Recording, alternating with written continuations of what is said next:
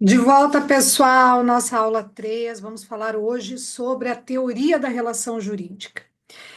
Na aula passada, nós fizemos uma espécie de revisão, né, de pontos de TGD1, mas aprofundamos, da nossa maneira, uma reflexão sobre direito e moral, sobre direito e justiça, nos termos jurídicos, né, das matérias que vocês estudaram em TGD1.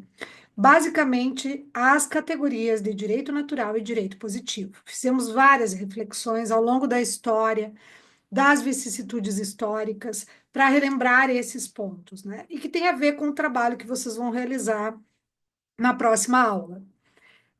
Ali no final dos slides tem algumas informações sobre direitos humanos, mas que nós não vamos nos aprofundar. Eu deixei nos slides apenas a título de informação adicional, porque vocês têm disciplina própria sobre direitos humanos, direito internacional, né, as cortes internacionais de proteção aos direitos humanos. Coloquei ali no final, porque como a gente fez um caminho de ausência de proteção à pessoa, ou pelo menos de proteção às dignidades, como se entende hoje, até o momento atual, no qual a busca pela proteção das dignidades, ela não apenas é constitucional, um dos nossos principais objetivos e fundamentos do Estado Democrático de Direito, está lá no artigo 1º, inciso 3 da Constituição, mas no mundo essa preocupação se torna muito evidente, né? A cada dia mais questões globalizadas, como a questão dos refugiados, questões relativas aos direitos humanos que tem que ter um quê de universalidade, isso tudo vocês vão estudar em momento próprio, e ali no finalzinho do PowerPoint da aula passada a gente tem algum fechamento sobre isso, que eu deixo para vocês como adendo apenas. Certo? Hoje nós passamos então ao estudo da relação jurídica. Quero aqui poder compartilhar com vocês a tela para que a gente possa aí iniciar a aula de hoje lá do slide 1. Então, vamos lá. Nossa aula de hoje fala sobre a teoria da relação jurídica. O que seria essa teoria da relação jurídica? Teríamos uma teoria da relação jurídica? Novamente, é um ponto que pode ter sido objeto de análise em TGD1, mas que aqui a gente rememora e aprofunda, porque muito nos importa para a teoria do ordenamento jurídico. Falar pelo nome da nossa disciplina. Em uma teoria do ordenamento jurídico, né, que são todas as fontes de direito disponíveis, as nossas leis, o processo legislativo, como é que a lei se desenrola na aplicação no tempo, no espaço, que seria a nossa LINDB, nós precisamos pensar que eu preciso entender ou rememorar o que significa a relação jurídica. Nem todas as relações sociais são relações jurídicas, né? Nós falávamos na aula passada, por exemplo, das relações de cortesia. Então, como considerações iniciais, para que a gente possa chegar nos elementos constitutivos da relação jurídica, que seriam os sujeitos, o objeto, o vínculo de atributividade e a garantia, nós temos que pensar o que são sujeitos e o que são os objetos dessas obrigações, dessas relações jurídicas propriamente ditas, né? E quando se fala em sujeitos, a gente tem que pensar que o ordenamento jurídico ele trata a questão dos sujeitos na figura da pessoa, né? E que a figura do objeto, que seria um segundo elemento constitutivo da relação jurídica, poderia estar relacionado ou a coisas, ou a fatos, ou a atos jurídicos, né? Por exemplo, uma obrigação firmada de pagar é um ato jurídico que não deixa de ser um fato, porque sobre ele incide uma previsão normativa. É a compra e venda de um bem imóvel, né? O imóvel, a coisa em si, é um bem da vida sobre o qual gravitam os interesses jurídicos. Qual seria o conceito de pessoa, né? O conceito de pessoa, de personalidade civil, que a gente trabalha lá em teoria geral do direito civil, né? Como é que inicia a personalidade civil, o que é pessoa para o direito. Mas, acima de tudo, nós temos duas configurações na seara do que seria a pessoa, que é a pessoa natural, a pessoa física, ou à pessoa jurídica. Refiro aqui, pelo menos para vocês, os artigos onde se situa, né? Porque é uma matéria, conforme já disse, trabalhada em teoria geral do direito civil. Então, quando se fala em sujeitos, eu estou falando naquele elemento subjetivo nas pessoas que estão atreladas àquela relação jurídica. Por exemplo, o credor e o devedor, né? Pode ser uma pessoa física, como pode ser uma pessoa jurídica, uma empresa, né? Uma sociedade. E aqui, para remeter a vocês onde se situa o tema, apenas para que a gente não fique boiando, em que pese nós não tenhamos o escopo aqui de aprofundar esses conceitos que são de outra disciplina. Já ainda no sentido de localizarmos no tema as coisas, os bens da vida, são divididos em várias classificações nos artigos aqui que a lâmina refere, e ainda os artigos dos direitos das coisas, ou direitos reais, que ele está errado o número, depois eu vou acertar para vocês, mas seria 1225 e seguintes, que versam sobre direitos de posse, de propriedade, sobre as coisas, né? E os fatos jurídicos que a gente vai dividir em naturais ou jurídicos. Uma tempestade é um fato natural, né? O nascimento, a morte é um fato natural. Mas quando se diz que a prova do nascimento, a prova jurídica do início da personalidade, a prova documental, vamos dizer assim, seria a certidão de nascimento, eu estou trazendo um elemento jurídico aquilo que seria um fato natural, ele se torna um fato jurídico. Também matéria tratada lá em teoria geral do direito civil. Trago alguns autores, né, pessoal, que são importantes aqui para a gente pensar a relação jurídica. Então, a gente deu esse exemplo na aula passada. Se eu vou me encontrar com uma amiga para tomar um café, é uma relação da vida, né? É uma relação social. Agora, se eu vou tomar um café para contratar, já é uma relação jurídica. Então, a gente tem Yering e Savigny, que são autores bem referidos também lá nos direitos reais, algumas definições sobre relação jurídica, caso vocês queiram buscar essas definições mais clássicas nesses autores tão reconhecidos, né? E ele vai dizer que a relação jurídica é a base, né, da ciência do direito, porque sem relação jurídica eu não tenho direito incidindo, e estaria como a palavra está para o alfabeto, ou seja, básica, básica, básica. Não tem como falar em direito sem conceber a existência de uma relação jurídica, né? O direito não se importa com o fato de eu estar indo tomar um café com a minha amiga, mas o direito se importa com o fato de eu estar indo tomar um café para contratar. Só que o direito vai se preocupar essencialmente com aquele contrato e não com o café que o antecede, né? Então, essa ideia de que uma coisa depende da outra. E Savigny vai formar um conceito de relação jurídica mais clara, né, ao dizer que a relação jurídica ela se forma por acontecimentos da vida que têm o escopo de criar, de modificar ou de extinguir a relação jurídica, né? Então, o final do contrato pelo pagamento, pelo adimplemento, é um fato que extingue aquela relação jurídica que existia, né? Celebrar um contrato de compra e venda lá no meu encontro com a minha amiga, tomando um café, é uma situação que cria a relação jurídica. Agora, vamos imaginar que nós tenhamos fechado este contrato, fechamos o contrato de compra e venda, e nós combinamos que eu vou pagar em 20 parcelas. Então, é um contrato que tem cumprimento de obrigações continuada. E aí, eu fico numa situação de dificuldade financeira, tenho que atrasar uma, outra. Combino de conversar com ela de novo e digo, quem sabe tu me diminui em 10% o valor das parcelas, e aí eu continuo pagando. Então, eu estou modificando o teor daquela relação jurídica ou da obrigação sobre a qual, né, gravita essa relação jurídica. Certo, pessoal? Isso é um conceito mais claro, mais bem acabado, de que a relação jurídica, então, ela criaria, modificaria, desculpem, pessoal, que o fato, o acontecimento da vida que cria, modifica ou extingue a relação jurídica é a base, né? O próprio conceito de relação jurídica. E vamos adiante, o que mais nos importa.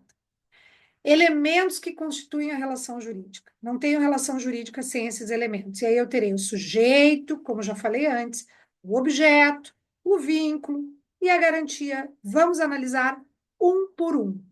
Sujeitos são pessoas, né? Há uma corrente, que é uma corrente majoritária da teoria subjetiva, que a gente vai arrematar ali mais para o final da aula com ela, que diz que relação jurídica só acontece entre pessoas, que não existe relação jurídica entre pessoa e coisa.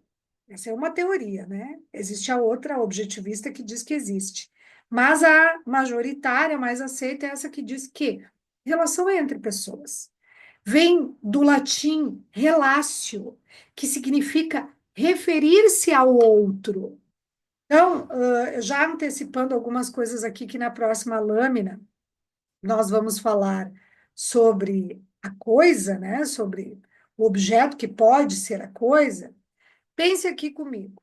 Eu compro uma propriedade imóvel, certo? Então, eu sou a pessoa da compradora, eu tenho a pessoa do vendedor, e aí a relação jurídica está se estabelecendo entre nós. Mas existe o imóvel que é o objeto dessa obrigação. Então, depois vamos imaginar que eu já tenha efetuado o pagamento, que tenha já ocorrido a extinção da relação jurídica pelo pagamento, esse vendedor já saiu aqui fora. Estou eu me relacionando com a coisa, né? Porque o fato de eu ter um bem imóvel faz com que direitos e deveres surjam daí, direitos de vizinhança, deveres de pagar o IPTU, o condomínio. E aí, alguns autores diriam o seguinte: será que essa relação jurídica, no meu exercício do direito de propriedade, no meu exercício de titularidade sobre um bem, ela seria a minha relação com a coisa? Porque eu derrubo a tese de que a relação tem que ser entre pessoas.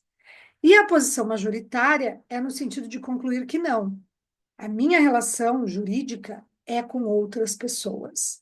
Quando a lei, por exemplo, diz lá no artigo 1228 do Código Civil, que o proprietário tem o direito de usar, gozar e dispor do bem que lhe pertença, e também o direito de buscar este bem que esteja na posse de quem injustamente o possua ou detenha. Eu tenho a defesa da minha propriedade como um direito reconhecido. Então, se alguém invadir minha propriedade, eu tenho até a possibilidade de autotutela, né? Na questão da invasão do domicílio, etc. É uma das exceções que a gente vai encontrar aí, autotutela. Bom, mas veja bem, quando a lei diz que eu tenho o direito de me voltar contra qualquer pessoa que esbulhe, né, ou perturbe, então a turbação seria a perturbação, termos técnicos que vocês vão aprender em direito das coisas, a lei está me garantindo um direito que eu tenho para opor contra alguém que venha fazer isso com a minha propriedade. Então, vocês percebem que eu continuo tendo aqui um sujeito que sou eu, o proprietário. Aqui, uma de pessoas, porque eu ainda não tenho definido quem é o agressor, que também são pessoas. E que, se vierem a turbar ou esbulhar minha propriedade, é contra quem eu terei o direito de ação, né? E de promover os meus direitos em virtude dos meus direitos subjetivos e objetivos também positivados em lei. Então, a coisa, a propriedade em si, ela está aqui no meio, ela é objeto dessa obrigação, ela não é sujeito. Eu não tenho relação jurídica entre pessoa e coisa, eu tenho relação jurídica entre sujeitos. Então, essa é uma primeira ideia, né, pessoal, que a gente tem que ter aqui. A gente vai chamar de sujeito ativo aquele que detém o direito subjetivo, ou o direito potestativo, que é aquele direito imposto, né, por lei. E o sujeito passivo, que seria, né, o direito ativo, a figura do credor nas obrigações, o sujeito passivo, a figura do devedor, é aquele que tem deveres de sujeição, que tem obrigações de agir de acordo com a lei. Já o direito objetivo é o ato ou fato jurídico, então é a propriedade que tem que ser protegida, por exemplo, né? Então é bom a gente colocar cada coisa no lugar para entender essa questão dos sujeitos, né? É,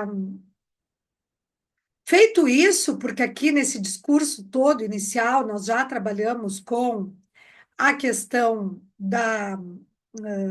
dos sujeitos e também do objeto, né, dizendo que não existe relação jurídica entre pessoa e coisa, o que, que seria o objeto da relação jurídica? Então, a relação jurídica se daria majoritariamente, depois a gente apresenta as outras teorias, desculpem, entre sujeitos, sendo o interesse sobre o qual gravita a relação jurídica o objeto que está no meio, né, aqui dessa relação que se dá entre sujeitos.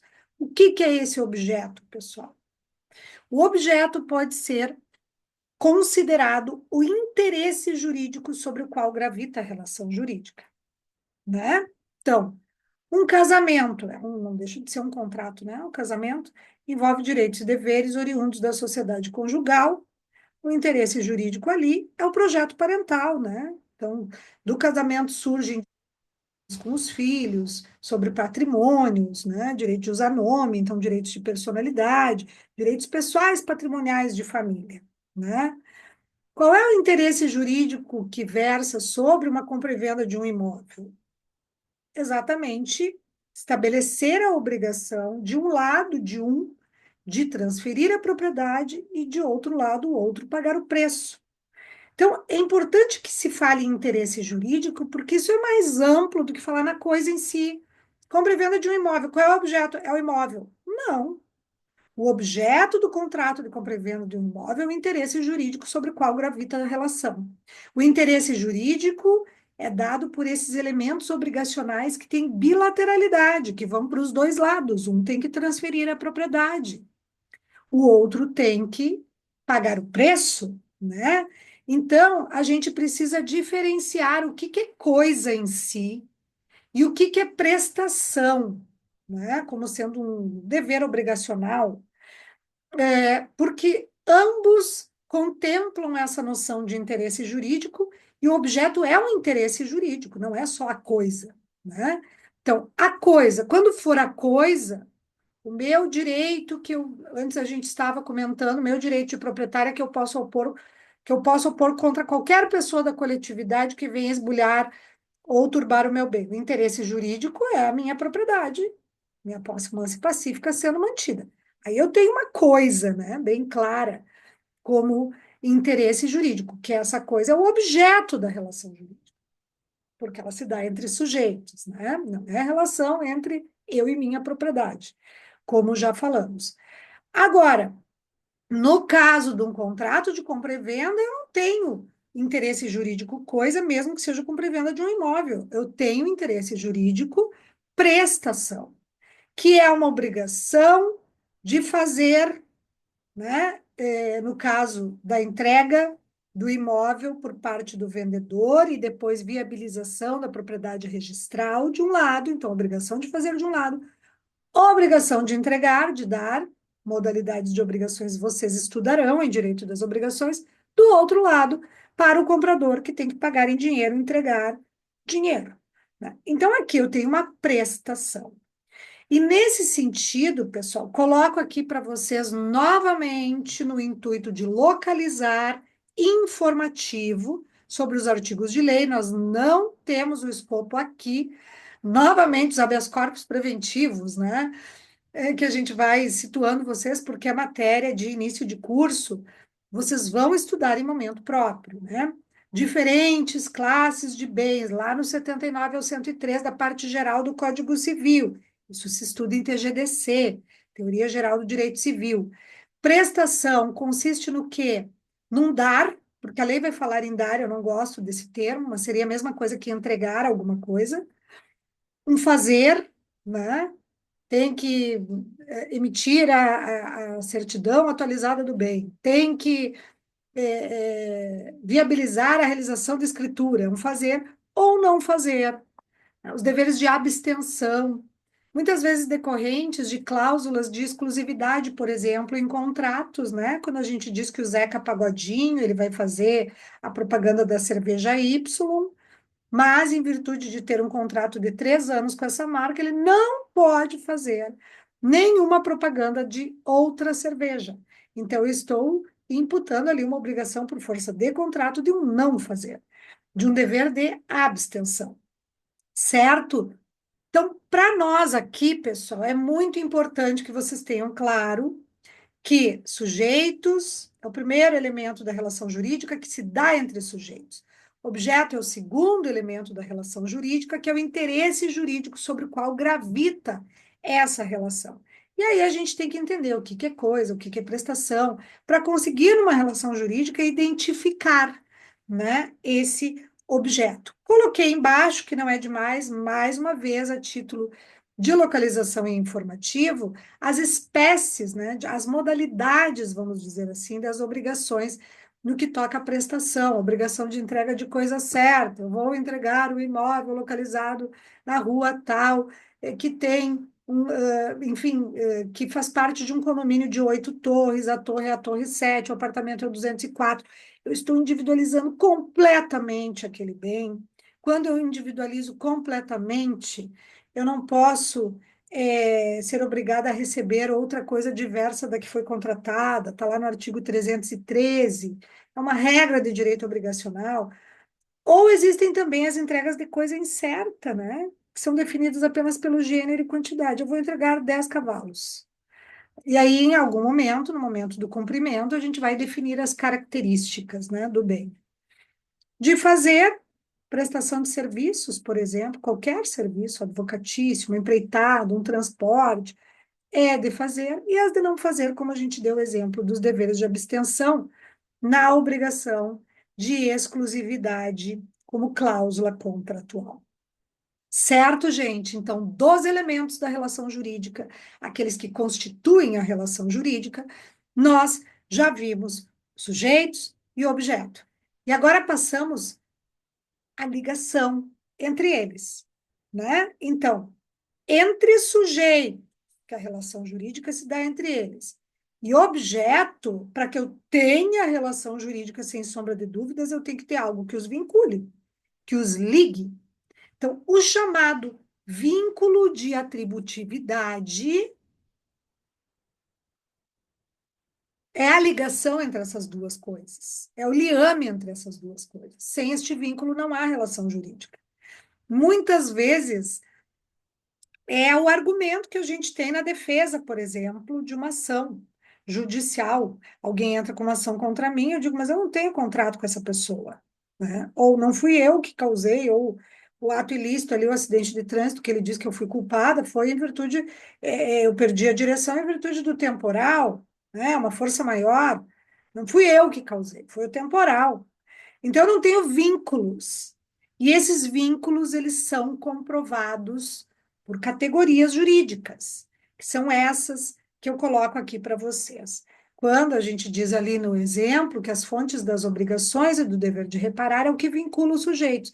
Então, o que, que pode ser um elemento que configure um vínculo de atributividade entre sujeito e objeto? Um contrato. Então, a obrigação contratual, ela vincula e o contrato é fonte de obrigações, é fonte jurídica, né? A declaração unilateral de vontade, por exemplo, promessa de recompensa. Eu prometo que eu pago um valor X para quem encontrar o cachorro perdido. Coloco o cartaz lá nos lugares do bairro, a pessoa encontra, salvo comprovação de sua má-fé, né? Que ela mesma levou o bichinho, mas má-fé não se presume, tem que ser provada. Eu tenho que pagar aquilo que eu prometi. É uma promessa que gera uma obrigação. A lei por si só.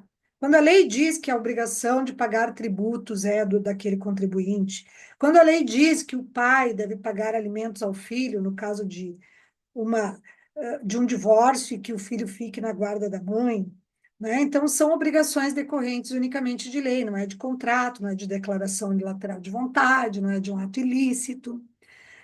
Violação da boa-fé subjetiva, boa-fé, desculpa, pessoal, objetiva. Subjetiva também existe, tá? Vocês vão estudar lá em contratos. Mas hoje se fala muito na boa-fé objetiva, que são, em linhas gerais, os deveres de conduta entre as partes, né? Eu tenho que agir com o meu contratante com proteção, cuidado, honestidade, lealdade, cooperação, sigilo, quando a obrigação exigir aí o sigilo, e aí vem a lei da LGPD, né, que vai dar aí as diretivas. Mas, enfim, boa-fé objetiva significa deveres de conduta, que são exigidos em toda a relação jurídica, né? Quando esses deveres são violados, pode surgir uma obrigação até de pagar uma indenização. Então, aqui eu tenho um vínculo de atributividade entre sujeitos e objeto, que no caso, o objeto é uma prestação, é uma obrigação de entregar, que seria o pagar, né, por meio da indenização. Os atos ilícitos são regulados, não coloquei aqui, mas não deixo de dizer, no artigo 186 do Código Civil. Todo aquele que gerar dano a outrem, agindo por negligência, imprudência ou imperícia, comete ato ilícito. Exemplo, acidente de trânsito, é um direito que eu não tenho, né? De entrar na contramão, de estar em alta velocidade, de passar o sinal vermelho e causar um dano a alguém. Aqui não tem contrato, que é algo extracontratual, né? Fora do contrato. Não é declaração unilateral, não é lei, não é violação do dever de conduta com quem eu estou vinculado, mas é um ato ilícito, é algo que não pode acontecer dessa forma e que gera, então, responsabilidade civil, via de regra por meio da indenização. O abuso de direito é uma figura parecida com o ato ilícito, está lá no 187, só que aqui alguém tem um direito que, ao exercer o seu direito, se excede em relação a alguns limites que a lei estabelece, função social, boa-fé, bons costumes, fins econômicos, está lá na redação do artigo. Então, para os atos ilícitos 186, abuso de direito 187, e que vocês vão estudar com muito detalhamento novamente, em teoria geral do direito civil, lá na parte dos atos ilícitos e também nas fontes das obrigações, especialmente no que toca à disciplina de responsabilidade civil, essa matéria é bem destrinchada. Certo, pessoal? E nessa linha existem alguns atos lícitos que geram dever de reparação também, mas que eu não vou entrar aqui, é matéria de responsabilidade civil. É só para vocês terem um panorama do que é este vínculo de atributividade. Existem alguns fatos jurídicos, e aí eu deixo aqui como exemplo, que também geram esse vínculo de atributividade. Por exemplo, lá em direitos reais, direitos das coisas, vocês vão estudar a figura da uso capião, que é o direito que eu tenho de adquirir a propriedade cumprindo requisitos legais, né? Como, por exemplo, posse mansa e pacífica durante determinado tempo, um justo título, porque eu pagava IPTU, de um lugar que estava abandonado pelo proprietário registral. Aí tem uma série de requisitos, ação de uso capião. Nossa, tem vários tipos de uso capião, e que vocês vão estudar com todo o detalhamento necessário em direitos reais, né? Em momento próprio do semestre, se não me engano, lá pelo sexto semestre vem a disciplina. Então, às vezes, é um fato jurídico, né? O fato de eu estar ali naquela propriedade cumprindo aqueles requisitos me gera um direito, certo? Então, o vínculo de atributividade é o coração da relação jurídica. Se eu disser que não tem contrato válido, que não era comigo, que o ato ilícito não foi culpa minha, enfim, eu tenho ruptura, daí eu não tenho vínculo. Importante, pessoal, que se diga que essa relação jurídica, para alguns autores, termina no vínculo. Então, alguns autores dizem que os elementos constitutivos da relação jurídica, eles se fecham, vamos dizer assim, eles são concluídos, eles se encerram, achei a melhor palavra, nos elementos dos sujeitos, do objeto e do vínculo de atributividade. Outros mais contemporâneos, corrente a qual me filio, trazem outro elemento, um elemento a mais, um plus para a teoria da relação jurídica, que é o elemento da garantia. A garantia significa o seguinte: não é a garantia da fiança, do aval, são garantias obrigacionais. A garantia é a lei. A lei que diz que se isso não for assim, vai acontecer isso, se isso não for assado, vai acontecer aquilo. Né? Então, a garantia é o conjunto de regras jurídicas que garantem a relação jurídica. Claro que a garantia vai até por ali, né? Não vai dizer que, não vai dar a certeza que alguém vai cumprir com a regra jurídica, mas ela existe para delimitar as condutas e para sancionar no caso do descumprimento. Então, eu dou alguns exemplos para vocês, são interessantes aqui.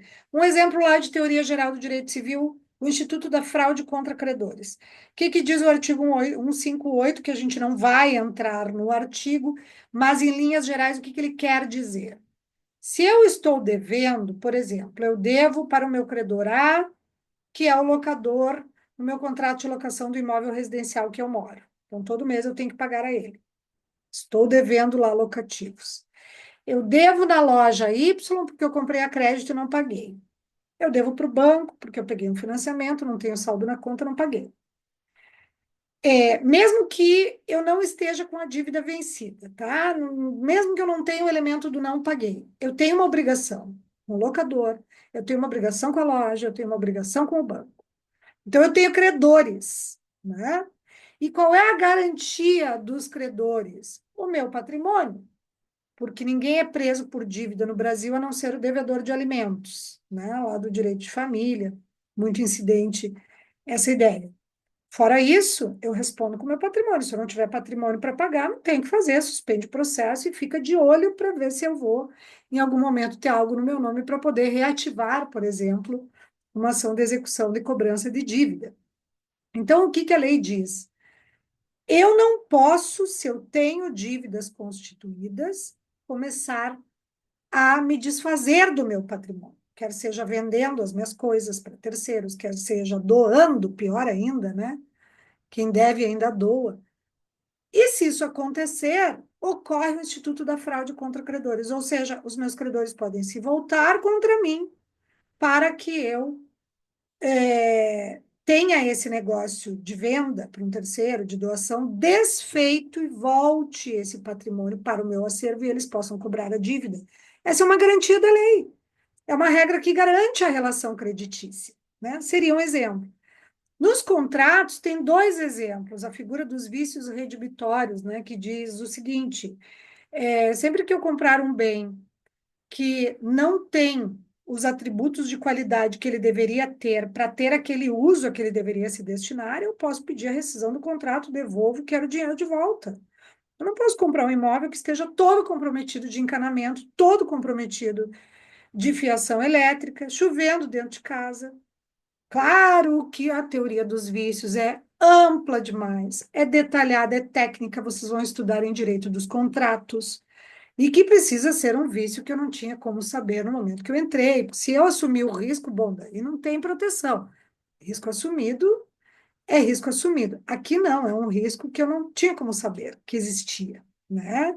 Da mesma forma, a evicção, a perda de um bem suportada por aquele adquirente de boa-fé que não tinha como saber do problema.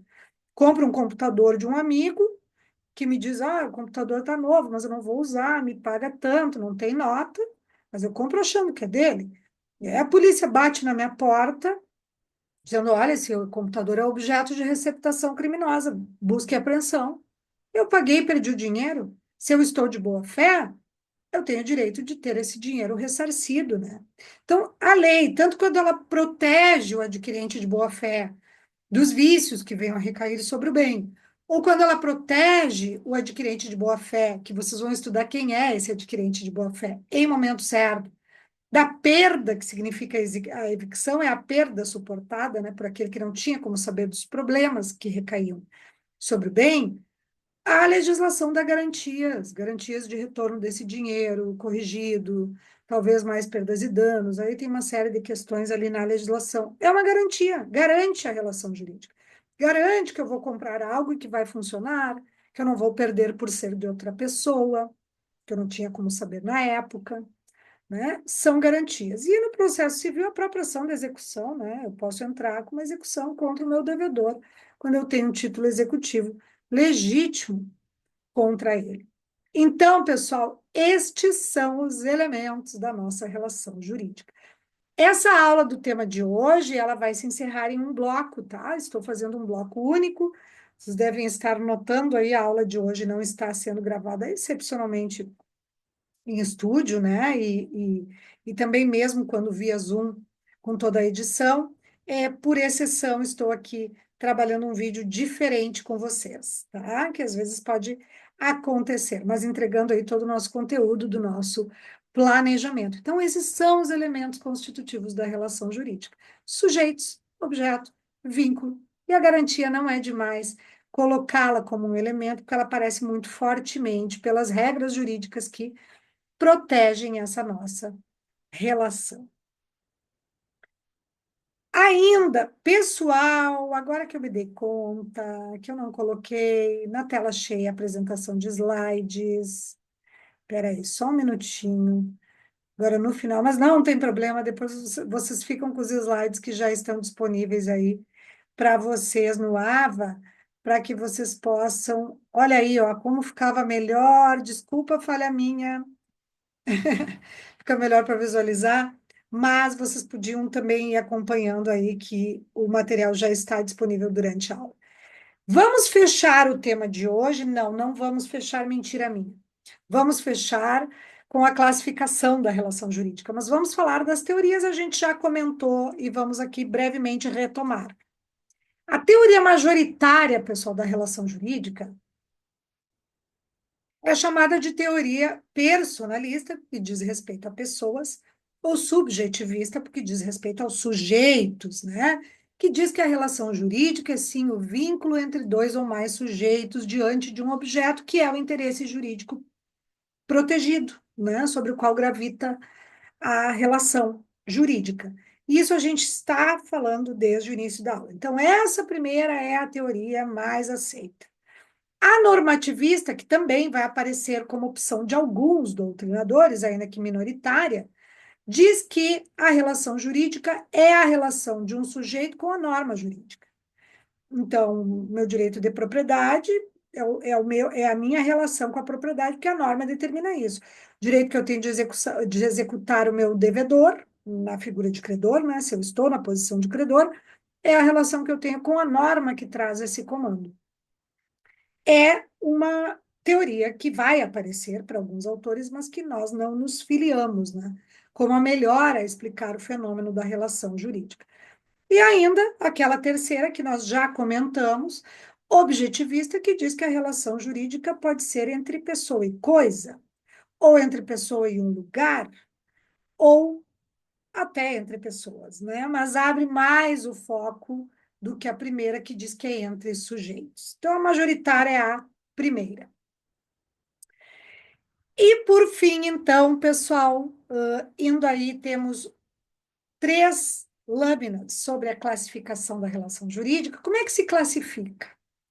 Então, a gente pode pensar o seguinte: quanto aos direitos subjetivos envolvidos nessa relação, ela pode ser simples, complexa ou plurima. Simples é um direito subjetivo. Eu, Karen, vendendo para João o meu imóvel. São 2 pessoas, e sempre eu tenho que ter entre pessoas a relação, então eu tenho no mínimo 2, mas é um direito subjetivo, que é a venda do meu imóvel. Complexa, mais de um direito subjetivo. Eu tenho vários titulares, então eu tenho vários credores, ou vários devedores, ou vários credores e devedores. Eu tenho vários contratantes, né? E aí eu posso ter categorias que nos explicam esse fenômeno da relação jurídica complexa, que é o fenômeno das relações divisíveis, indivisíveis e solidárias. Vocês vão estudar lá em obrigações. Obrigação solidária entre devedores. Qualquer um pode responder pelo total da dívida e depois ele que se resolva na relação interna com os outros. Então, é complexo em relação a sujeitos, que são vários sujeitos, né? As indivisíveis são parecidas, tem mais diferenças técnicas que não é o momento aqui de tratar, porque é uma matéria típica, bem burocrática, mas muito interessante na aplicabilidade prática, lá em obrigações. Os contratos, por exemplo, matéria de contratos, lá na classificação dos contratos, a gente estuda que os contratos podem ser bilaterais, quando Karen e João, né, são 2 partes contratantes, ou eles podem ser plurilaterais, quando eles envolvem mais de 2 sujeitos com interesses autônomos. Se for só 3 devedores, 3 compradores, ainda assim o interesse é um só. Se os vendedores não estiverem todos de acordo com o preço, por exemplo, não sai o negócio. Se os compradores também não estiverem de acordo, ainda assim são duas partes. Não estou falando de multiplicidade de pessoas, e sim de partes com interesses autônomos. Nos plurilaterais, eu tenho interesses autônomos. O exemplo é o contrato de sociedade, né, pessoal? Um pode ter 10%, o outro 30% e o outro 60%. Vai definir os direitos e obrigações de cada um até o percentual ali na sociedade. Um contrato de consórcio é um outro exemplo. É um contrato internacional entre Brasil, Argentina, Uruguai sobre importação e exportação de produtos e serviços. Cada um tem seus preceitos de ordem pública, cada um tem os seus interesses aí envolvidos, né? Então, aqui é complexa porque há uma multiplicidade de direitos subjetivos, de titulares diversos, em última análise, de sujeitos diversos. E ela seria plurima quando ela vincula mais de uma possibilidade de direito subjetivo, mas de um único titular. Dou o exemplo das obrigações facultativas, alternativas, cumulativas. Assim, facultativa. Ou eu vou te pagar em prestação de serviços advocatícios, ou eu vou te pagar em dinheiro. Tudo a se definir na data do pagamento. E aí, claro, tem que ter regras de quem é o direito de escolha, né, do que vai ser entre essas duas possibilidades. E se não tiver definição, a lei vai definir, como vocês vão estudar em momento correlato lá em obrigações.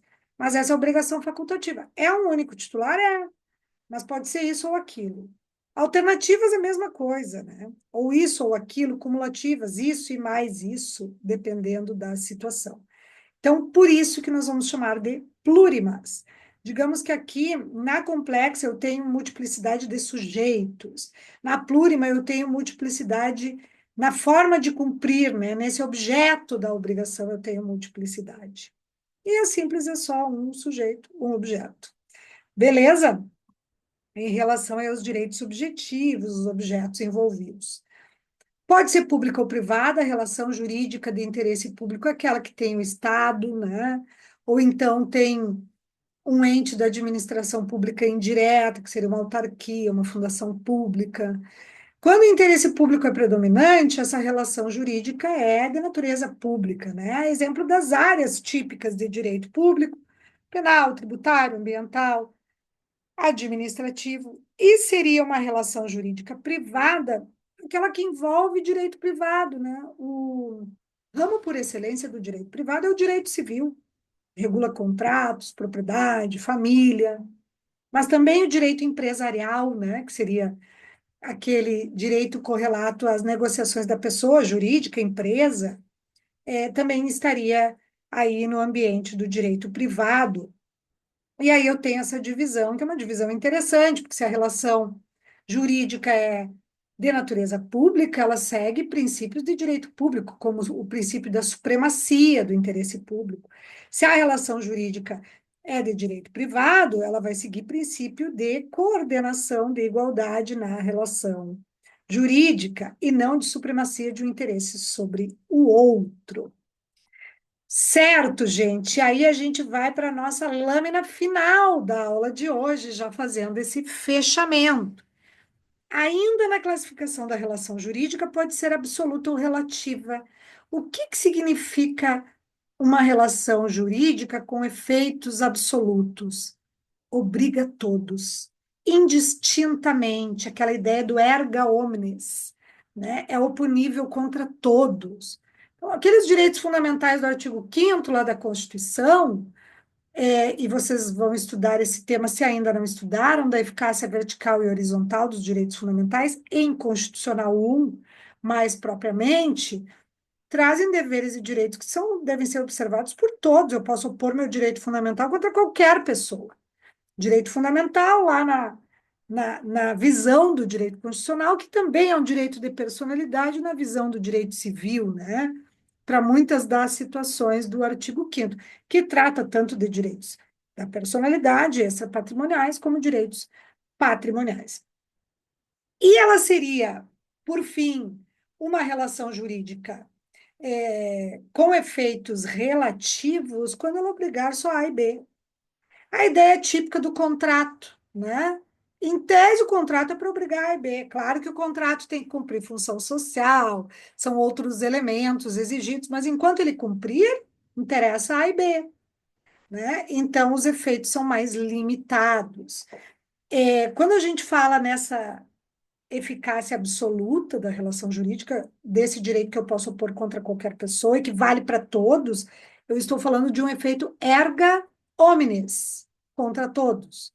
Quando eu falo nessa eficácia mais relativa, eu estou falando de um efeito interpartes, entre as partes envolvidas nessa relação jurídica.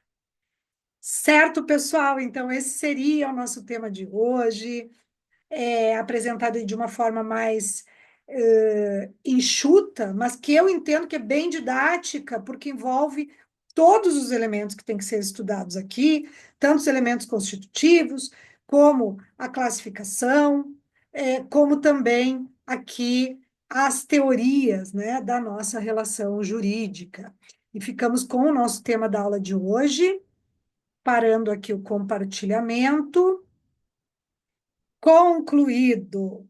Então, semana que vem, lembrando vocês, trabalho realizado em sala de aula, atividade discente, e nós nos vemos aqui de novo, via virtual, nas nossas aulas EAD, na aula da outra semana, pós-trabalho.